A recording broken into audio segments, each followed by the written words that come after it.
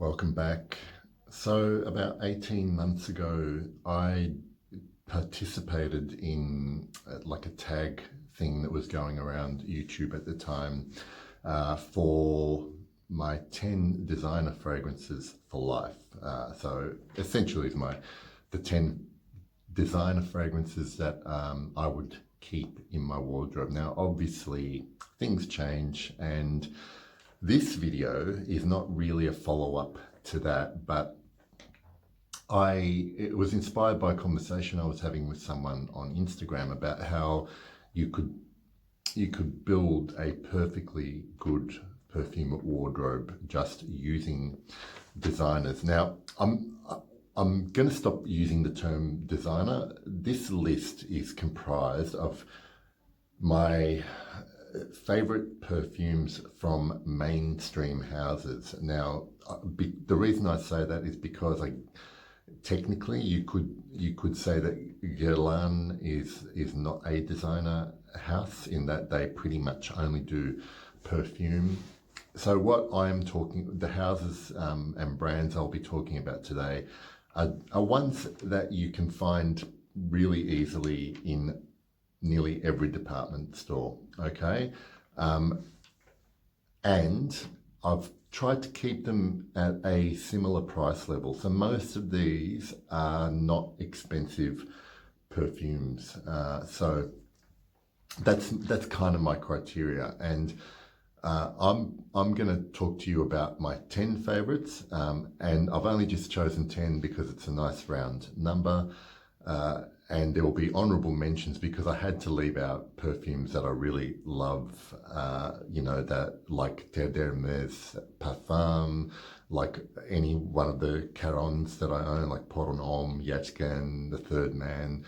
So there's some really good perfumes that I really like that aren't in this list.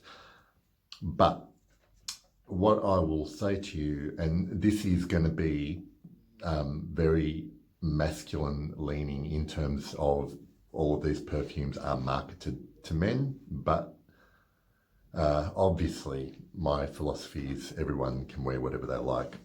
I'm going to start off now. The first, and this is not in any particular order, but the first one I want to mention is Cartier Declaration. This is a beautiful, spicy, woody citrus. It is one of the most unique fragrances that have come from a designer house, a mainstream house.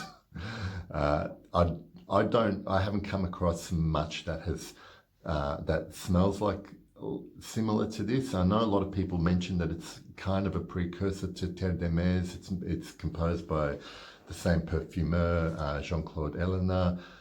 And I can understand that, but there really isn't anything quite like Cartier Declaration in my wardrobe.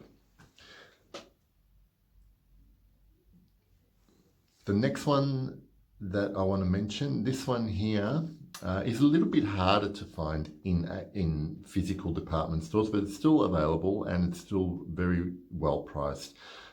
This is from Prada. This is Amber Pour Homme Intense. I really like this because this is a very simple, clean composition, but it uses the notes of patchouli, myrrh, and vanilla in a really lovely way. Everything about this reads class, freshness. But still a little bit darker than the original Amber Pour Homme. I find that this is patchouli dominant, but it's still a very fresh, clean patchouli, if that makes any sense. The next one that I'm going to mention is from the house of L'Occitane. Now, I know L'Occitane is like their own little specialty kind of store, but I find a L'Occitane stand in nearly every department store that I go into, and one of my favorite vanillas, and it's a combination really of vanilla. The main accords are vanilla, incense, and cypress. It's one of my favorite perfumes that's been in my wardrobe for a long time now is Eau de Bois from L'Occitane. There are other very good fragrances that you can find from this house if you want more of a lavender, more old school barbershop kind of fragrance. L'Occitane de L'Occitane, I think it's called. Eau de L'Occitane is another great option. Now moving on to the house of Hermes. My current favorite from this house is Equipage Geranium. Now, I'm going to tell you that when I was recently in Europe, all the department stores I went into had this whole range, which included the original Equipage, Bel Ami, Vetiver, and Rockabar. And I tell you, I could have every single one of those bottles. It's just quality in that whole line. So the whole purpose of this list that I'm doing now is to kind of demonstrate that you can find very good quality in mainstream designer houses still, and these are usually not the ones that you find on advertising billboards on the side of the bus stop. Now we move on to what I consider the big three houses when it comes to this demographic or genre, or whatever you want to describe it as, and they are Chanel, Gillen, and Christian Dior for me.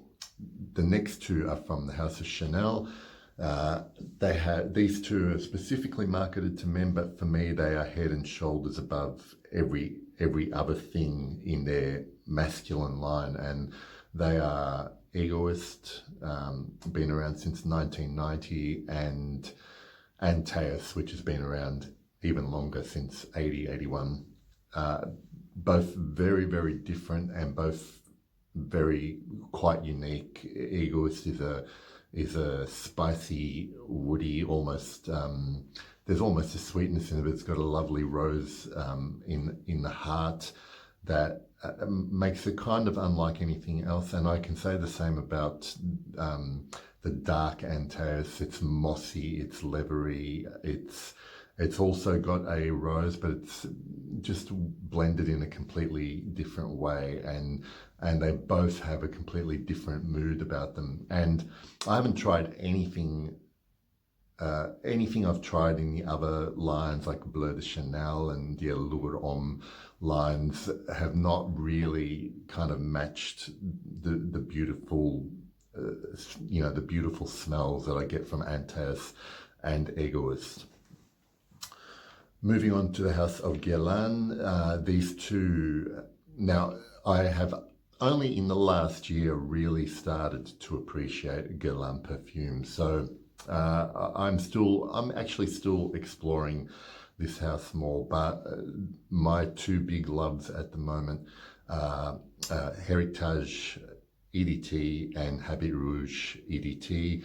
I also have a bottle of Gillen Derby, but I haven't included it in this list because this one, Derby's a little bit more expensive, on a different price tier to these two. These two are relatively inexpensive and amazing values. The Heritage is a spicy, woody, patchouli, sandalwood, class, sophistication.